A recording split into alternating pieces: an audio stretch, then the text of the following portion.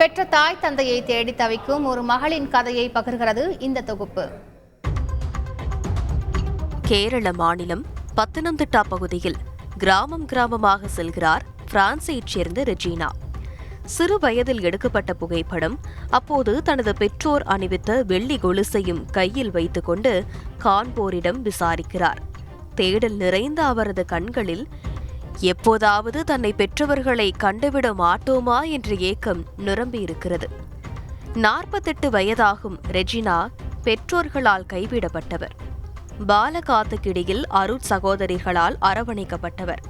அங்கிருக்கும் send Joseph கான்வென்ட்டில் மழலை பாடம் கற்க தொடங்கியவரை 1980ஆம் ஆண்டு பிரான்ஸ் நாட்டைச் சேர்ந்த காமில் ஜெனிவேவ் தம்பதியினர் தத்தெடுத்து பிரான்ஸ் நாட்டுக்கு அழைத்து சென்று உள்ளனர். பிரான்சில் படிக்கும் போதே அவரது நினைவில் இருந்து கேரளா விலகவில்லை. திருமணமாகி 3 குழந்தைகள் பிறந்த சூழலில் எப்படியாவது தன்னை பெற்றவர்களை பார்த்துவிட வேண்டும் என தீர்மானித்து 2010ஆம் ஆண்டு கேரளாவிற்கு வந்து விசாரித்திருக்கிறார்.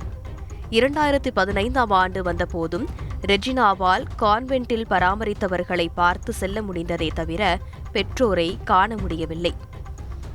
ஆனால் ரெஜினா சோர்ந்து போகவில்லை. மீண்டும் சமீபத்தில் கேரளாவிற்கு வந்தவர் பாலகாத்துக்கிடி பகுதியில் யாராவது மகிழ்ச்சி செய்தி சொல்லிவிட மாட்டார்களா என தேடியிருக்கிறார். நாட்கள் சென்றதை தவிர அவரால் தாயையும் தந்தையையும் காண முடியவில்லை. வெள்ளிக்கொடியையும் பழைய புகைப்படத்தையும் நெஞ்சோடு சுமந்து கொண்டு நடந்திருக்கிறார். ரெஜினாவின் தாய் பாசம் அவரது குழந்தைகளுக்கு பயத்தை ஏற்படுத்த அம்மா பிரான்ஸ் வந்துவிட என கெஞ்சியிருக்கிறார். இதனையடுத்து பிள்ளைகளை பார்க்க கேரளாவில் இருந்து கனத்த இதயத்தோடு பிரான்ஸ் புறப்பட்டிருக்கிறார் ரெஜினா.